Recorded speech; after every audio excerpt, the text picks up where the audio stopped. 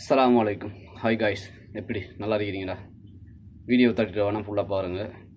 இரவு 3:10க்கு இந்த வீடியோ பதிவு என்னென்னு சொன்னால், எம்பேசி சம்பந்தமான ஒரு தகவல்.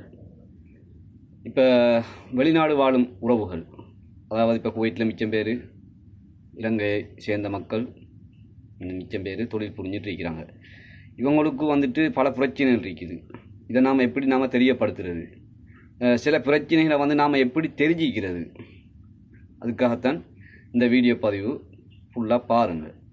இந்த வீடியோ பதிவுக்குள்ளே நிறைய விடயங்கள் அடங்கப்பட்டிருக்குது. என்னென்னு சொன்னால், வெளிநாடு வாழும் உறவுகள் சில பேருக்கு வந்துட்டு சில சான்றிதழ் தேவைப்படும், நாட்டில் இருக்கக்கூடும். அதை நாங்கள் எப்படி பெற்றுக்கொள்வது அப்படின்றது தான் இந்த வீடியோ பதிவு. என்னென்னு சொன்னால் மக்களே, ஒரு லைசன்ஸ் பிரச்சனையாக இருக்கலாம். ஒரு லைசன்ஸ் ஒன்று நாங்கள் வந்துட்டு ஸ்ரீலங்காவில் எங்களோட ஸ்ரீலங்கா லைசன் இருக்குது. அந்த லைசனை நாங்கள் இங்கே எப்படி பெற்றுக்கொள்வது, அப்படியான விடயங்கள், பிறப்பு சான்றிதழ்கள், பாஸ்போர்ட் சம்பந்தமான விடயங்கள், இதெல்லாம் தெரிஞ்சிக்கிறதுக்கு நான் இவ்விடத்துல மென்ஷன் பண்ணிக்கிறேன். Sri Lanka embassy number, WhatsApp normal number இருக்குது. இந்த நம்பர் மூலியமாக நீங்கள் தொடர்பு கொண்டு உங்களுக்கு உரிய சேவைகளை நீங்கள் பெற்றுக்கொள்ள முடியும். அதே மாதிரி தான் இப்போ முன்னாடி நாங்கள் பார்த்தோம்னு சொன்னால், எம்பேசிக்குள்ளே ஸ்ரீலங்கா எம்பேசிக்குள்ளுக்கு நாங்கள் உள்நுழையும் போது எங்களுக்கு ஒரு டெலிஃபோன் ஃபோன் ஒன்று உள்ளுக்கு எடுத்துகிட்டு போக முடியாது. ஆனால் அந்த சிஸ்டம் இப்போ மாற்றப்பட்டு வைக்குது. இப்போ உள்ளுக்கு ஃபோன்கள் எடுத்துகிட்டு போகலும், பிரச்சனை இல்லை. මේ වීඩියෝ මම දාන්න සිද්ධ වුණේ මොකද්ද? දැන් කුවයිට් රටේ රැකියාව කරන්නේ අපේ ලාංකිකයන්ට, අපේ ලංකාවේ ජනතාවට මේ වීඩියෝ එක. මොකද්ද?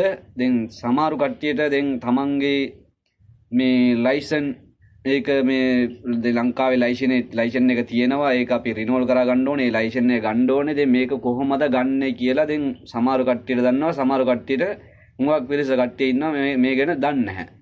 ඒ හින්දා තමයි මේ වීඩියෝ එක මම දාන්නේ. මේ මෙතන නම්බර් ටික දාලා තියෙනවා. මම ඒ නම්බරට ඔයාලා කෝල් එකක් කරන් ඔයාලගේ විස්තර ඔක්කොම දැනගන්න පුළුවන්. මොකද මෙතන ඔයාලගේ පාස්පෝර්ට් වෙන්න පුළුවන්, ඔයාලගේ ලයිසන් එක වෙන්න පුළුවන්, ඔයාලගේ උප්පන්න සහතික වෙන්න පුළුවන්, ඔයාලගේ මරණ සහතික වෙන්න පුළුවන්. නැත්තම් ඔයාලට ඊට වඩා මොකක් හරි වෙන උදව්වක් එම්බේසියෙන් ඔයාලට ලබා ගන්න පුළුවන්. මේ මෙතන නම්බර් ටික දාලා තියෙනවා. මම මේ නම්බරේ ඔයාලා භාවිතය කරලා ඔයාලට පුළුවන් තරම් අර උදව්ව ඔයාලට ලබා ගන්න පුළුවන්.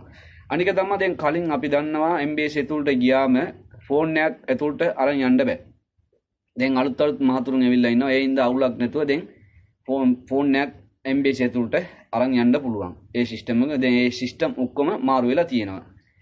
ඔයාලට පුළුවන් එම්බේසියට කතා කරලා ඔයාලට මොකක් හරි උදව්වක් ඕන නම් ඔයාලට කෙලින්ම කෝල් එකක් කරලා ඔයාලට ඒ උදව්ව ලබා ගන්න පුළුවන්. එහෙනම් මේ වීඩියෝ ඔක්කොටම ෂෙයා කරන්න.